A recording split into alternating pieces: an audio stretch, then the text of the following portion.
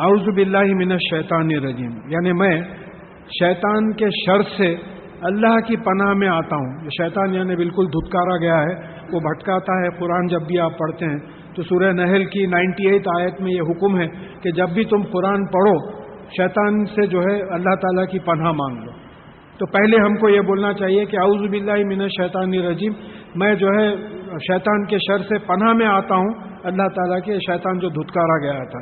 بسم اللہ الرحمن الرحیم، یعنی اللہ کے نام سے، مطلب یہ ہے کہ شروع ہو رہا ہے جو رحمان ہے۔ رحمان کا مطلب یہ ہے کہ فائدہ پہنچانے والا ہے، فارسی میں اس کو مہربان بولتے ہیں، لیکن ہمارے سمجھنے کے لیے یعنی اللہ کے نام سے ہم یہ بات شروع کر رہے ہیں جو فائدہ پہنچانے والے ہیں اور رحم کرنے والے ہیں۔ ہم بالکل رحم کے قابل ہیں، ہمارے میں کوئی طاقت نہیں ہے۔ اگر کوئی سمجھتا ہے اپنے آپ کو طاقتور تو اس سے بڑا کم ناسمجھ نہیں ہوگا۔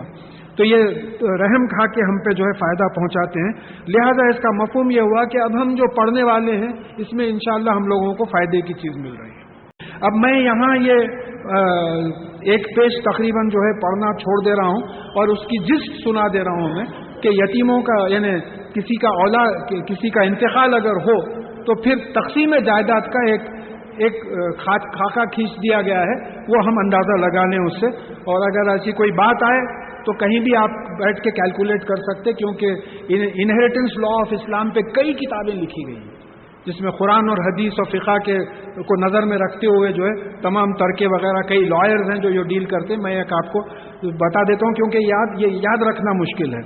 دیکھیے، اگر والدین میں سے کسی کا انتقال ہوا، اگر یعنی ایک بیٹا اور ایک بیٹی ہے تو بیٹے کو دگنا حصہ ملے گا، بیٹی کو ایکھیرا حصہ ملے گا۔ جیسا 3000 ڈیوائڈ ہو رہے ہیں تو بیٹے کو 2000 ملے گا، بیٹی کو 1000 ملے گا۔ اگر دو بیٹیاں ہیں تو 2/3 ملیں گے اس کے، یعنی 2000، 3000 میں سے 2000 ملیں گے، 1000 جو باقی کے جو رشتہ دار بچے ہیں جن کا ذکر نیچے آ رہا ہے ان میں تقسیم ہوں گے۔ پھر اس کے بعد میں اگر ایک ہی بیٹی ہے تو اس کو آدھی جائیداد جو ہے دی جائے گی، باقی آدھی جو ہے دوسروں میں تقسیم کی جائے گی، جن کو ریسیڈیوریز بولتے ہیں آپ۔ اور اس کے بعد میں اگر اللہ نہ کرے اولاد کا انتقال ہو گیا تو اگر والدین ہیں اور ان کو بچہ اگر ہے تو 1/6 ملے گا ان کو، اور اگر بچہ نہیں ہے تو ماں کو جو ہے 1/3 ملے گا، اور پھر اگر بھائی ہے تو ماں کو 1/6 ملے گا۔ اچھا، اگر بیوی کا انتقال ہو گیا، شوہر انہیریٹ کرے، کوئی بچہ نہیں ہے تو بیوی کی آدھی جائیداد شوہر کو جائے گی، اگر بچہ ہے تو 1/4 جائیداد جائے گی، اور اگر شوہر کا انتقال ہو گیا اور بیوی کو اگر بچہ نہیں ہے تو 1/4 جائیداد جائے گی، اور بچہ ہے تو 1/8 جائے گی۔ اور اگر ایسا آدمی ہے جس کے نہ ماں باپ ہے نہ اولاد ہے، اب اس کیس میں اگر ایک بھائی اور ایک بہن ہے تو دونوں کو 1/6 حصہ ملے گا، اور اگر زیادہ ہیں تو ہر ایک کو جو ہے 1/3 حصہ ملے گا، اس سے زیادہ اگر ہے۔ اب یہاں یہ جو بات آئی ہے کہ یہ بٹوارا کب ہوگا، پہلے اس کی وصیت پوری کی جائے اور اس کے قرضے ادا کیے جائیں، اس کے بعد میں بٹوارا ہو۔ 4000 روپے لے کے چھوڑ کے گئے ہو، 1000 روپے قرضہ تھا، وصیت بھی کر دیے قرضہ ادا کرنا، تو پہلے اس کا قرضہ ادا کرنا بعد میں تقسیم ہوگی۔ آپ بولے کیا ہے کہ حضرت باوجان بولے نہیں تھے، معلوم ہے حالانکہ آپ کو، اب انہوں گئے ان کے ساتھ ان کا قرضہ گیا نہیں، ان کی جو بھی وصیت ہوگی، ان کی کوئی خدمت کیا ہوگا ملازم، انہوں نے اس میں لکھ دیا ہوگا، کیونکہ حدیث میں بات آئی ہے کہ 1/3 تک آپ کو اجازت ہے کہ آپ جائز کاموں میں وصیت کر سکتے ہیں۔ جیسا 3000 روپے چھوڑ کے گیا، چھوڑنے سے پہلے 1000 کی وہ وصیت کر دے کہ بھئی فلانی مسجد میں دے دیا جائے، تو وصیت پہ عمل کرنا پڑے گا۔ ایک بات جو ہے، جو ایک جنرل ویو ملتا ہے، یعنی نوجوان مرد جو ہے اس کو جائیداد زیادہ دی گئی ہے، اور عورتیں جو بوڑھی ہیں ان کو کم دیا گیا ہے وراثت۔ بات سمجھ میں آتی ہے، نوجوان آدمی کی ذمہ داریاں ہوتے۔ مجھ سے ایک غیر مسلم دوست پوچھے تھے تو اس واسطے بھی پریپئر کیا تھا میں یہ کہ بولے صاحب ماں کا ایسا مقام ہے، ہاں ماں کو 1/8 دے رہے ہیں آپ لوگ، تو مجھے بھی ذرا ایک عجیب سی کیفیت ہوئی کہ ہاں بھائی ماں کا ایسا مقام ہے۔ پھر اب غور کریں تو معلوم ہوا کہ ماں کو دیکھنے والی مرد اولاد ہے، عام طور پہ بھائی ہیں، لیکن جو مرد ہے اس کی ذمہ داریاں زیادہ ہیں. تو تقسیم جائیداد میں کچھ اسکیم ایسی دکھ رہی ہے کہ نوجوان آدمی جس کے ذمہ داریاں زیادہ ہے اس کو زیادہ دیا گیا ہے، اور عورتیں خصوصاً بوڑھی جن کی ذمہ داریاں کم ہیں ان کو جو ہے کم دیا گیا ہے. اور پھر ایک آیت کا مفہوم آ رہا ہے کہ تمہارے ماں باپ اور اولاد میں کون یعنی فائدہ پہنچانے میں تم سے کون قریب ہے تم نہیں جانتے. والدین بھی فائدہ پہنچاتے ہیں، اولاد بھی فائدہ پہنچاتی ہے، ہم کو نہیں معلوم کہ کون زیادہ فائدہ پہنچاتے ہیں. اور پھر 1/3 پہ آپ وصیت کر سکتے ہیں. اور پھر مرے ہوئے بھائی یا بہن کے بچوں کا حصہ مقرر نہیں کیا گیا ہے، ہم پر چھوڑ دیا گیا ہے، جتنا چاہے دے سکتے ہیں. میری سمجھ میں تو قرآن سے یہ بات آئی ہے، اور آپ کو کئی مفسرین ملیں گے جو اس قسم کی بات کریں گے. اور ورنہ جو ہے پھر یہاں یتیموں، دیکھیے یہ یتیموں کے لیے یہ صورت نازل ہوئی ایسا معلوم ہو رہا ہے. جنگ احد، جنگ بدر کے بعد یتیموں کے لیے بات نازل ہو رہی ہے. تو اگر آپ اپنے سگے بھائی یعنی دوسروں کے یتیموں کے ساتھ آپ سلوک کرو، اچھا رسول اللہ صلی اللہ علیہ وسلم بتائے ہیں ایسا رہیں گے ساتھ میں، اور اپنے مرے ہوئے بھائی اور مرے ہوئے بہن کے یتیم کے ساتھ اچھے نہیں رہیں گے. تو یہاں معلوم ہو رہا ہے کہ ان کا حصہ فکس نہیں ہے، آپ جتنا چاہتے ہیں ان کو دے سکتے ہیں. اگر میں غلط انٹرپریٹ کر رہا ہوں تو اللہ تعالیٰ مجھے معاف فرمائے.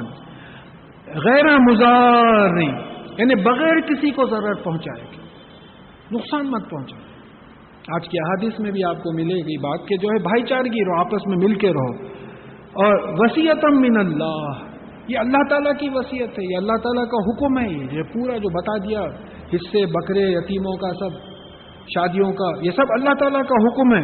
واللہ علیم حلیم، اور اللہ تعالیٰ علم رکھتا ہے اور فوراً سزا اس لیے نہیں دیتا کہ حلیم ہے، مہلت دیتا ہے. دیکھو آ جائیں گے سیدھے راستے پہ آ جائیں گے، توبہ کی مہلت دیتا ہے، سیدھے راستے پہ آنے کی مہلت دیتا ہے.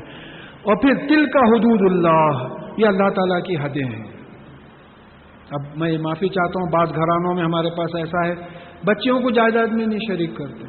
نہیں ہمارے پاس نہیں ہے. کیوں؟ آپ مسلمان نہیں ہیں. ہمارے پاس نہیں ہے کیا بات؟ یہ اگر آپ مسلمان ہیں نہیں شادی میں خرچ دیے، شادی میں خرچے آپ اپنی مرضی سے خرچے، وہ مجبوری تھی. جائیداد میں تو ان کا حصہ ہے، شادی میں خرچوں بلکہ کہیں حکم نہیں آیا ایسا. نہ جوڑے گھوڑوں کا حساب آیا، نہ ہم کو شو بزنس کا حساب آیا. پہلی شادی میں ایک اٹینڈ کیا تھا جو پھولوں کی لڑی سے، آج کل تو کامن ہو گیا، زنانے مردانے میں پھولوں کی لڑی سے جو ہے ایک پردہ بنایا گیا تھا. مڈل ایسٹ سے وہ صاحب آئے ہوئے تھے، میرے دوست. یہ کیا کر کے جا رہے ہیں بابا؟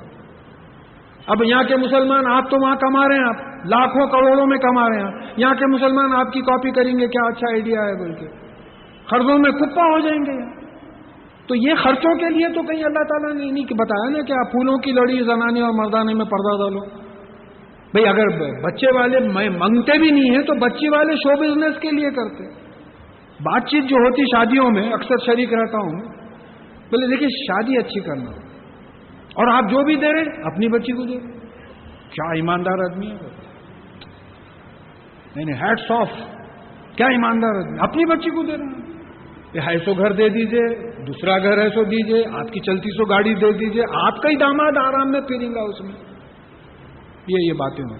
اب پھر لوگ آ کے مجبوراً بول رہے ہیں اچھے لوگ ہیں بھائی، شریف لوگ ہیں، تقاضا نہیں کرے بولے کچھ بھی ایسا. تو یہ سب باتیں ہمارے پاس نہیں ہیں. تل کا حدود اللہ، یہ اللہ تعالیٰ کی حدود ہیں. وہ میں یوتی اللہ و رسولہ یدخلہ جنات تجری من تحتہا الانہار خالدین فیہا وذالک الفوز العظیم. اور جو کوئی اللہ اور اللہ کے رسول صلی اللہ علیہ وسلم کی اطاعت کرے گا، اللہ تعالیٰ اس کو جو ہے جنت میں ڈالے گا جس کے نیچے نہریں بہ رہی ہوں گی. اور یہ بہت بڑا اچیومنٹ ہے، سب میں بڑا اچیومنٹ ہے، اس سے بڑا اچیومنٹ نہیں ہے.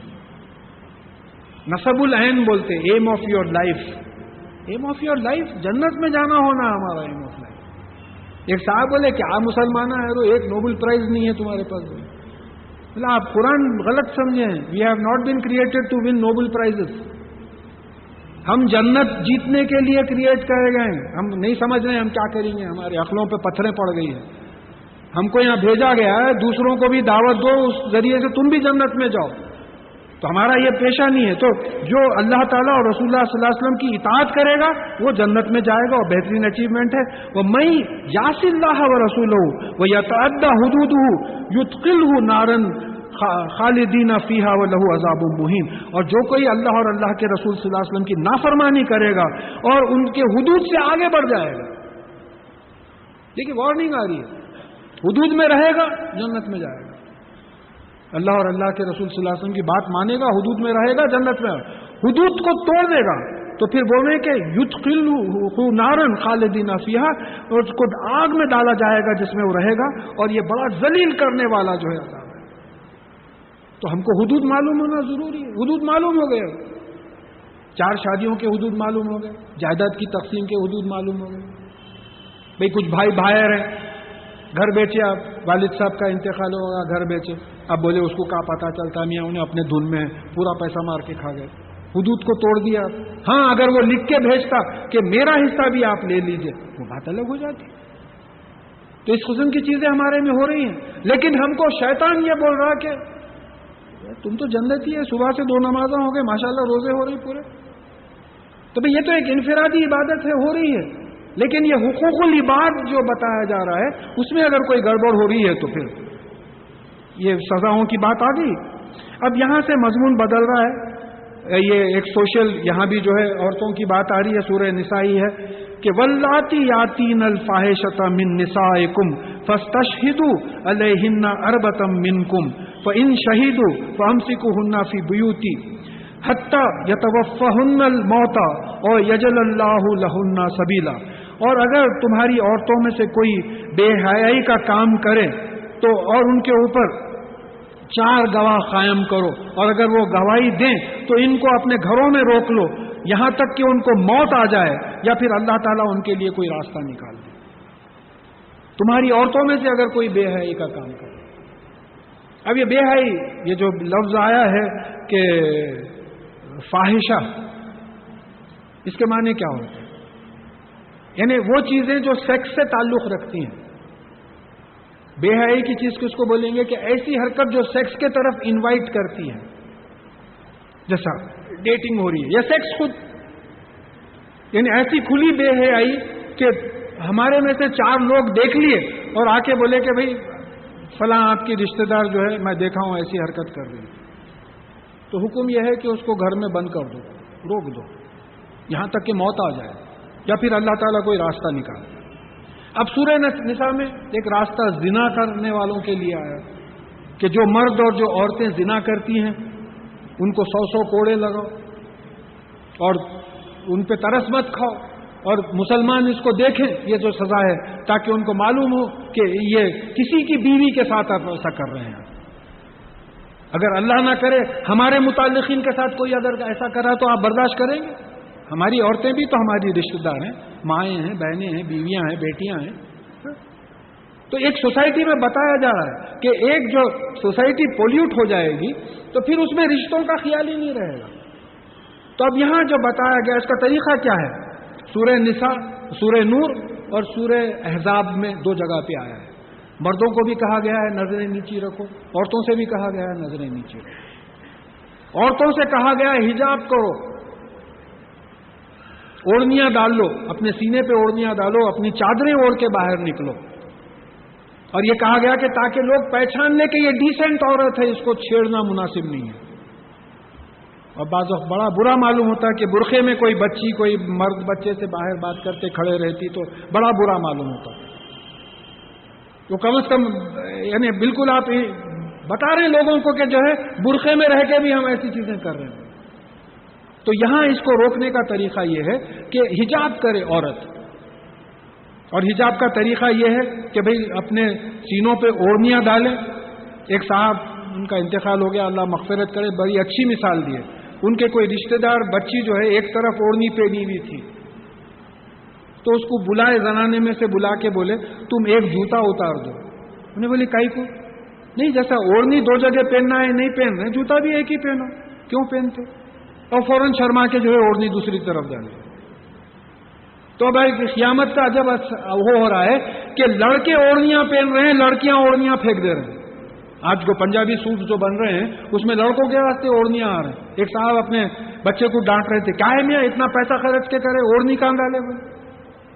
بولا واہ, یہ قیامت کے آثار ہے. اب اس کے لیے جو ہے ایک یہاں کوئی عالم آئے تھے, میں سمجھتا ہوں ماساب ٹینک پہ کہیں ان کا کوئی تقریر ہوئی تھی, تو کوئی سن کے سنا ہے, مجھے مثال بڑی پسند آئی کہ بھئی عورتوں کے لیے کیوں ایسی بات آئی ہے. وہ کہا کہ امریکہ کا ایک لکھپتی تھا, وہاں ذرا سن کی لکھپتی بہت رہتے, تو وہ کیا کیا کہ ایک سڑک پہ خوبصورت ہیرا رکھ دیا, رکھ کے بیٹھ کے دیکھ رہا کہ کون لیں گا اس کو. کئی لوگ آئے, دیکھے, چلے گئے. ایک آدمی آ کے اٹھائے تو پکڑ لیا, پکڑ کے پولیس میں لے کے گیا, تو پولیس کیس ہوا. تو ججمنٹ یہ ہوا کہ اگر تو ہیرا نہیں رکھتا سڑک پہ تو وہ نہیں اٹھاتا تھا, تو رکھا اسی لیے اٹھایا, تو سزا تو تجھے ملنی چاہیے. تو عورت تو اٹریکشن کی چیز ہے, اگر عورت کھل کے بازار میں آئے گی تو مرد تو دیکھے گا ہی اس کو, اگر عورت ڈھپی بھی رہے گی تو مرد نہیں دیکھے گا. تو مرد کو بھی گناہ میں مبتلا کرنے والی عورت ہو جا رہی ہے. یہ بات ہم لوگ محسوس کریں کہ کس کی کیا ذمہ داری ہے. تو یہ اگر نظریں, مرد بھی نظریں نیچی رکھے, عورتیں بھی نظریں نیچی رکھیں, اور جو یہ کرے تو یہ معاملہ نہ ہوگا. تو اتنی بڑی سزا یہاں آ رہی ہے کہ ان کو جو ہے گھروں سے باہر مت نکلنے دو.